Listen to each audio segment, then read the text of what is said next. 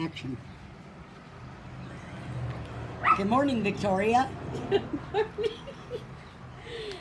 We're here to talk about MS this morning. I have some questions I felt would be beneficial to videotape. Okay, sounds good.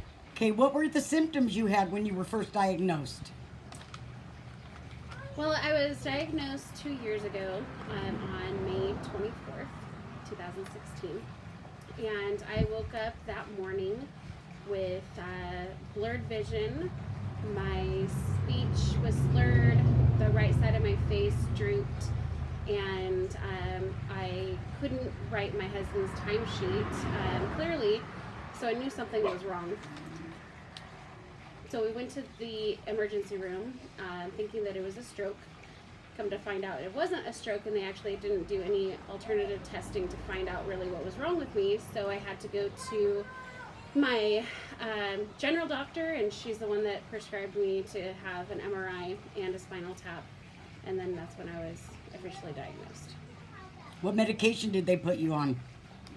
At first, I was given prednisone, which is a steroid, orally for 15 days, and then after that I had to wait for an approval for Copaxone, which is a self-injection once a day that I would have to inject in my stomach, my arms, my lower back, and it was a little painful at first, but then they changed it to 3 times a week rather than every day.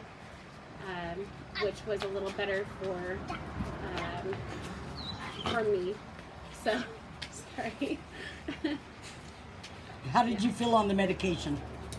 Well, you know, it actually made me feel a little sick. It made me feel a little out of it more than I already was.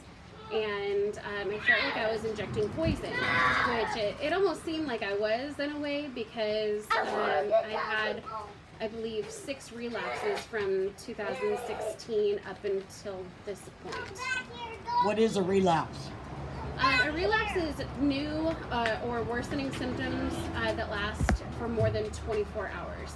So anything like that happens, I have to go to the emergency room, and they will have to prescribe me more than likely an IV of steroids for 5 days, and then a taper of oral steroids for 10 to 15 days. What exactly is MS? Well, MS is a neurological disorder. Some people call it a disease, but I feel like it's a disorder because it's not something that you can catch. There's nothing that you could have done to avoid it. And it's where your own immune system attacks itself, and there's no apparent reason for it, no rhyme or reason. And what it does is it disrupts the signal from your brain to the rest of your body. So it can attack your brain and your spinal cord and not send the messages correctly. So it can affect the way you speak, the way you think, how you feel. Your cognition,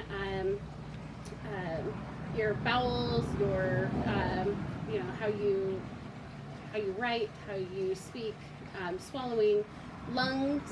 It can affect that as well. I mean, it's your whole body's connected by your nervous system, so that's why MS is so scary. What is cog fog? Well, I have cog fog. It's basically cognition fog. And like, as you've seen already through this little video, I sometimes have these issues where I know what I'm thinking, and I can't quite portray it through certain words. So sometimes I might come up with like a little stall in my thinking process, and it can get quite frustrating trying to think of words to say, or not even that, but also numbers and reasoning, putting sentences together,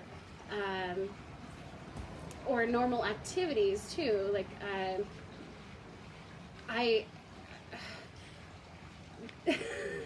like right now, and that's the biggest problem that I have is